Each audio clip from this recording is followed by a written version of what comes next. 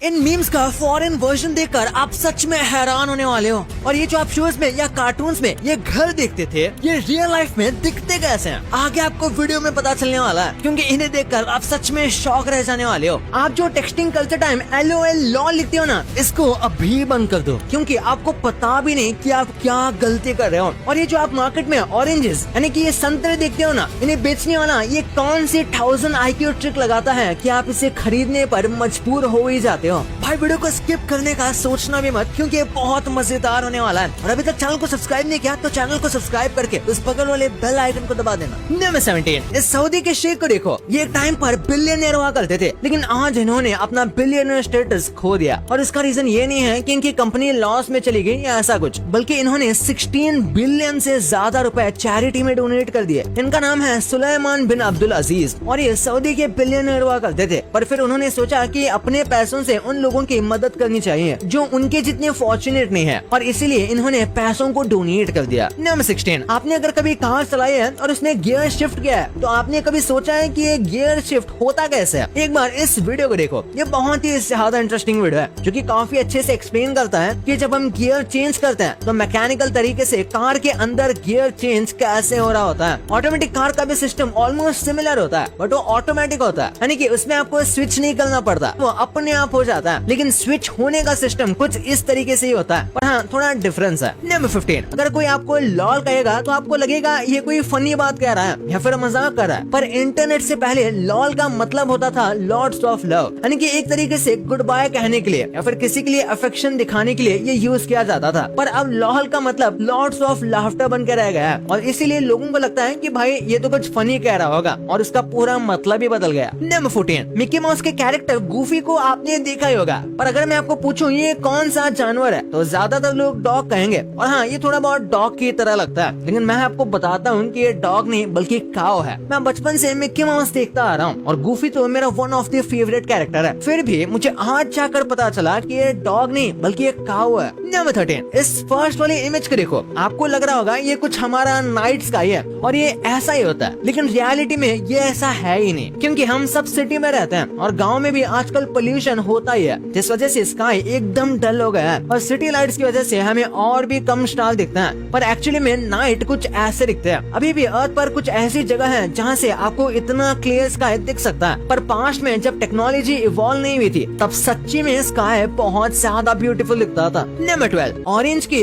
यानी कि संतरों की ये पैकेजिंग आपके साथ साइकोलॉजिकल ट्रिक खेलती है। आपने देखा होगा ऑरेंज को हमेशा रेड कलर के नेट में पैक किया जाता है और लेमन्स को ग्रीन कलर के नेट में। अब ये है एक साइकोलॉजिकल ट्रिक, मैं फिर कहूँ फेनोमेना, जैसे मनकर व्हाइट इफेक्ट कहा जाता है। हमारा दिमाग कलर को कलर से ही नहीं दिखता, बल्कि वो बैकग्राउंड और लाइट के हिसाब से कलर को थोड़ा बहुत चेंज करके प्रोसेस करता है। इस चीज को कलर कॉन्स्टेंसी कहा जाता है। जैसे कि आपने नोटिस किया होगा कि आपको स्पेसिफिक कलर के कपड़े पहनते होंगे तो आप ज्यादा गोरे दिखते हो। उसका मतलब ये नहीं कि आप गोरे हो, बस हमारा दिमाग कुछ इस तरीके से उस चीज को प्रोसेस करता है। और सिमिलरली जब इन रेड नेट में हम ऑरेंजेस को देखते हैं तो ये ज्यादा फ्रेश और ज्यादा ऑरेंज दिखते हैं, जबकि नेट के बिना आप देखोगे तो वो ऐसे नहीं होते। और सिमिलरली लेमन के साथ भी ऐसा ही किया जाता है, ग्रीन नेट से वो ज्यादा येलोइश दिखते हैं, इसका मतलब वो ज्यादा फ्रेश दिखते हैं। नंबर 11, मधुमक्खी जो होती है उसके नजर से इंसान कुछ ऐसे दिखते हैं। हाँ भाई बिलीव नहीं हो रहा, पर ये बिल्कुल सच है। इनके पास 5 आंखें होती है, जिस वजह से ये काफी फास्ट प्रोसेस करते हैं। पर क्या होगा अगर मैं आपको कहूँ कि इन 5 आंखें होने के बावजूद भी इनको ये यूज नहीं करते। इनको इंसान किसी फ्लावर के पोलन जैसे दिखते हैं, लेकिन उसके बाद भी ये कुछ फेस शेप या फेस स्ट्रक्चर रिकॉग्नाइज कर सकती है। और यही एक रीजन है कि अपने एंटीना और फेरोमोन्स कनेक्शन के जरिए अपना घर ढूंढती हैं, ना कि आंखों के जरिए। नंबर 10, जानवरों के अपनी टेरिटरी होती है, और हमें भले ही जानवर बेवकूफ लगे पर ये अपने टेरिटरीज की काफी रिस्पेक्ट करते हैं। जैसे कि इन 6 वुल्व्स के एक ग्रुप को देखो, इनकी सारी लोकेशन को मॉनिटर किया गया था कि वो कहाँ जाते हैं, उस चीज को वो सब ट्रैक किया करते थे। और आप देख सकते हो ये 6 वुल्फ एकदम पास में होने के बाद भी एक दूसरे के टेरिटरी में बिल्कुल कम जाते हैं, यानी कि रेयरली बस 1-2 बार, वो भी शायद शिकार के चक्कर में जाते हैं, बट ये अपने बॉर्डर्स की काफी रिस्पेक्ट करते हैं और उन्हें पता है ये सर्वाइवल के लिए इम्पोर्टेंट है। नंबर 9, अगर ये आपको नॉर्मल ट्री लग रहा है तो आप गलत हो, इसे नॉर्मल ट्री मत समझ लेना। ये है ट्रीज की दुनिया का सलमान खान, क्योंकि पूरी दुनिया में ये सबसे ज्यादा फोटोग्राफ पेड़ है। यानी कि अगर देखा जाए कि सबसे ज्यादा कौन से पेड़ की फोटो खींची गई है तो इसका नाम ही आएगा। ये वनाका लेक में है, इसलिए इसे वनाका ट्री भी कहा जाता है। और इस अकेले ट्री का यहाँ होना इसे काफी यूनिक यूनिक बनाता है, जिस वजह से लोग इसकी काफी तस्वीरें भी खींचते हैं। नंबर 8, हाइकिंग करते हुए एक आदमी 24 घंटे के लिए गुम गया था। उसके बाद जो रेस्क्यू टीम उसे कॉल कर रही थी, उसे मैसेज कर रही थी, या फिर बेसिकली उसके फोन से उसके पास पहुंचने की कोशिश कर रही थी, वो सारे फेल हो गए। इवन तो वहाँ पर नेटवर्क एकदम सही था।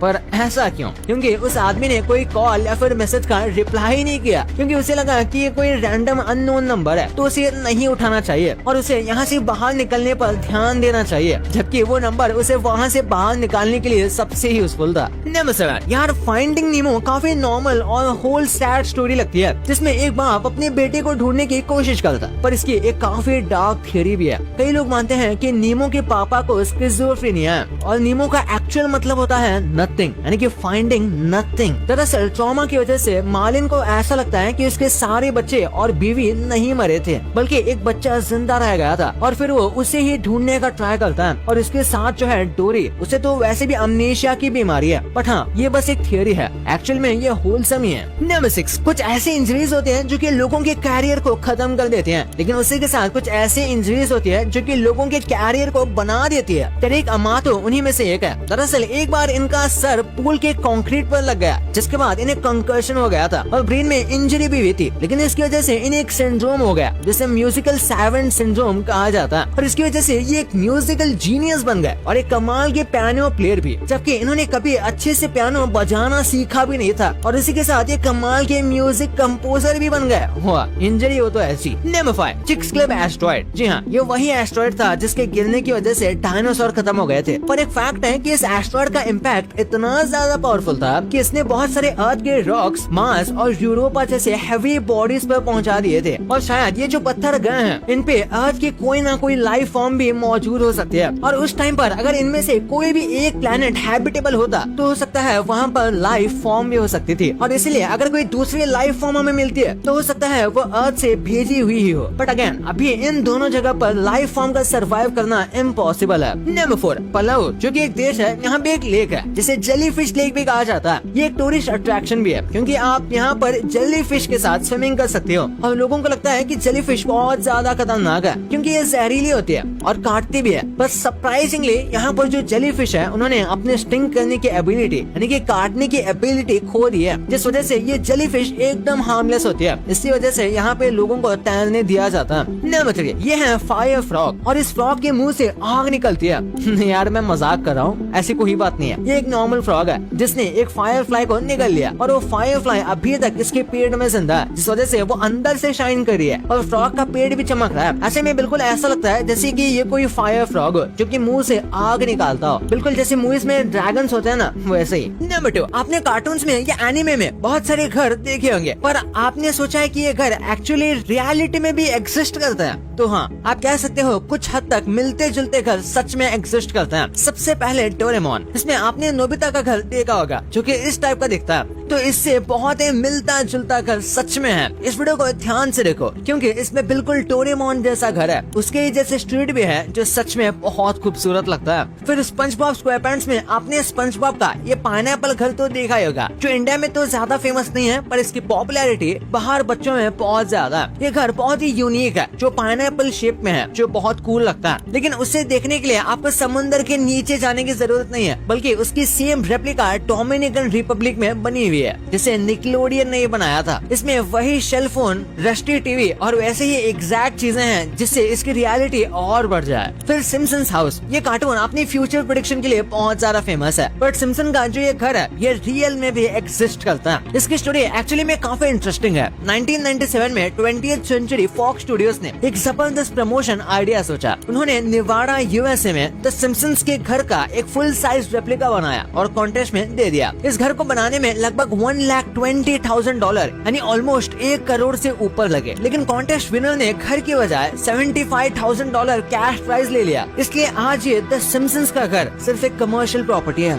मिनी माउस, आपने ये घर शो में तो जरूर देखा होगा, पर इसका भी एक रियल लाइफ वर्जन है। ये देखो, ये 10,000 स्क्वायर फीट का पिंक प्लास्टिक घर कार्टून कार्टून वाले को देखकर बनाया गया है, जिसमें 100 गैलन पिंक पेंट और 20 पाउंड ग्लिटर यूज हुआ है। नंबर 1, आपने बहुत सारे मीम्स देखे होंगे, लेकिन आपने सोचा नहीं होगा कि इनके अलग अलग देशों में अलग अलग वर्जन्स भी है। हाँ, सभी मीम्स के लिए तो नहीं है, लेकिन थोड़े मीम्स के लिए जरूर है। जैसे सबसे पहले बात करें गंगम स्टाइल की। के पॉप को सबसे पहले पूरी दुनिया में अगर किसी ने फेमस कराया तो वो है गंगम स्टाइल, जिसने यूट्यूब पर आते ही सारे रिकॉर्ड्स तोड़ दिए थे। लेकिन इसका क्रेज इंडिया में इतना ज्यादा था कि इसे बहुत फेमस लोगों ने भी रिक्रिएट किया था, जैसे जैकी भगनानी, जिनकी अभी रकुल प्रीत से शादी भी है, उन्होंने भी ये स्टेप किया था। सिग्मा मेल, ये सिग्मा मेल वाला मीम पूरी दुनिया में वायरल है, क्योंकि पहले एंड्रयू टेट की वजह से लोग सिग्मा बन रहे थे, और जैसे ही क्रिस्टियन बेल की अमेरिकन साइको फेमस हुई तो इसने आग पकड़ ली, जिसके बाद तो ये बहुत ज्यादा फेमस हो गई, जिसे बहुत सारे बंदों ने रिक्रिएट किया है। इतना ही नहीं, इससे खुद मिस्टर बीस्ट ने भी कॉपी करने की कोशिश की है, लेकिन वो बात अलग है, उसमें बिल्कुल भी वो बात नहीं थी। और आपने इस एशियन सिग्मा मेल को भी देखा होगा, इसका भी मीम बहुत वायरल हुआ था, तो आप इसे कोरियन या फिर एशियन सिग्मा मेल भी कह सकते हो।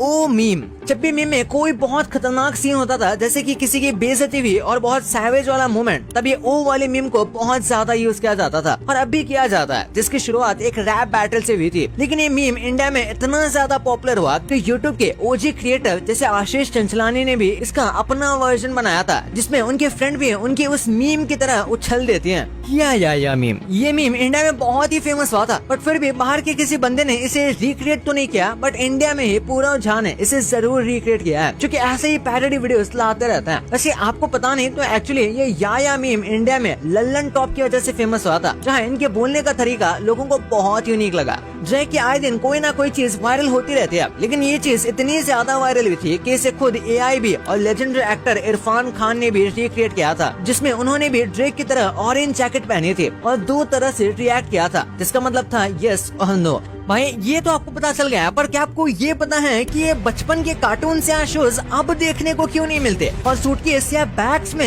ये एक जिपर की जगह 2 जिपर्स क्यों दिए जाते हैं? GTA 5 गेम में जो आप कार से पोल को टकराते हो, इसकी असली रियलिटी जानकर आप सच में दंग रह जाने वाले हो। तो क्या रियलिटी है इस वीडियो में पता चलेगा, तो इस वीडियो को अभी जाके देखो, बहुत मजेदार वीडियो है। और अभी तक चैनल को सब्सक्राइब नहीं किया तो क्या कर रहे हो यार, चैनल को अभी सब्सक्राइब कर दो। तो मिलते हैं अगले वीडियो में, तब तक के लिए बाय।